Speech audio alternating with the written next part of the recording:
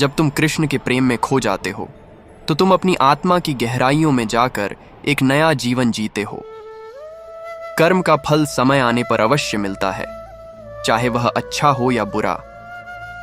जीवन का असली उद्देश्य आत्मा की शुद्धि और कृष्ण की भक्ति है। जिसने अपने जीवन में कृष्ण को पा लिया, उसके लिए कोई भी दुख बड़ा नहीं होता। कृष्ण कहते हैं, जब सारी दुनिया तुम्हें ठुकरा दे तब भी मैं तुम्हारे साथ हूं, सदा के लिए। प्रेम वह नहीं जो शब्दों में बयां हो सके। प्रेम तो वह है जो राधा और कृष्ण के बीच था, सच्चा, शाश्वत और अनंत। सच्चा प्रेम वही है जो बिना किसी स्वार्थ के किया जाए, जैसा राधा ने कृष्ण से किया। कृष्ण कहते हैं, प्रेम में कभी अधिकार नहीं होता, प्रेम में बस समर्पण होता है। राधा का प्रेम कृष्ण के लिए समर्पण था और कृष्ण का प्रेम राधा के लिए आदर था। जीवन के हर एक पल को कृष्ण की कृपा समझकर जियो, तुम सच्चा आनंद पाओगे। सच्चा प्रेम उसे नहीं कह सकते जो किसी के साथ होने की चाह रखता है। प्रेम तो वह है जो बिना किसी अपेक्षा के दिया जाता है। कृष्ण कहते हैं, जब तक तुम स्वयं पर विश्वास नहीं करोगे तब तक तुम्हें सफलता नहीं मिलेगी। जो अपने मन को वश में कर लेता है वही सच्ची शांति और सफलता प्राप्त करता है।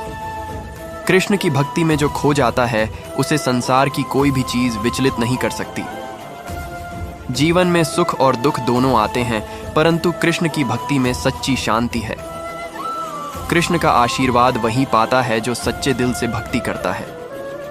अपने कर्म को भगवान को अर्पित कर दो, तभी तुम सच्ची मुक्ति पाओगे। जीवन में निराश मत हो, हर समस्या का समाधान समय के साथ मिलेगा। कृष्ण की भक्ति में शक्ति है जो हर दुख और कष्ट को मिटा सकती है। भक्ति का मार्ग ही सबसे श्रेष्ठ मार्ग है जो सीधे भगवान कृष्ण तक पहुंचता है। कृष्ण की भक्ति में खोने वाला व्यक्ति संसार की सारी चिंताओं से मुक्त हो जाता है। कर्म किए जा, फल की चिंता मत कर, यही जीवन का सबसे बड़ा सिद्धांत है। जिसने अपने मन को वश में कर लिया है वही सच्ची शांति और आनंद प्राप्त करता है।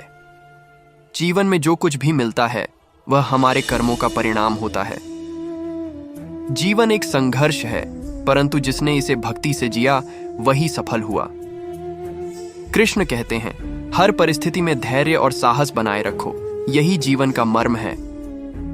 कोई आपसे किस प्रकार का व्यवहार करता है यह आप खुद तय करते हैं। मसलन, जब आप अपने आप को असहाय और कमजोर समझने लगते हैं तो दुनिया भी आपको उसी नजर से देखने लगती है। इसके विपरीत अपनी हर समस्या और परेशानी की घड़ी में मजबूती से खड़े रहने वाले लोग दुनिया के सामने भी एक मिसाल बन जाते हैं।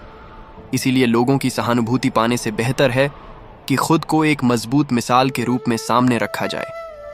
पर कुछ लोगों की आदत हमेशा चिंता में डूबे रहने की होती है, क्योंकि ऐसा करना उन्हें दूसरों की दया का पात्र बना देता है और वह अपने जीवन की सच्चाई को नकारते हुए बाकी लोगों की सहानुभूति में अपना सुकून तलाशने लगते हैं, जो बिल्कुल ठीक नहीं है। इस तरह का भाव आपको जीवन के संघर्ष में बहुत पीछे ले जाता है।